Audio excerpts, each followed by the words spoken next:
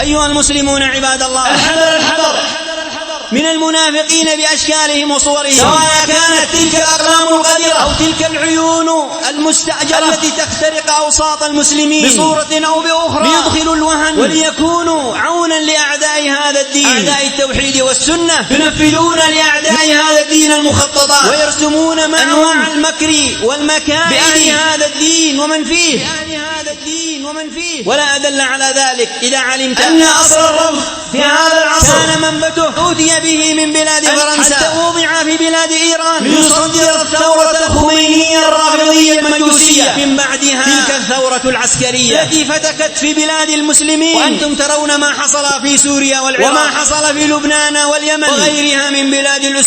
المسلمين. شواهد حق ظاهرة وبراهين واضحة تفرق لنا بين العدو من الصديق والمؤمن من المنافق بر من الفاجر.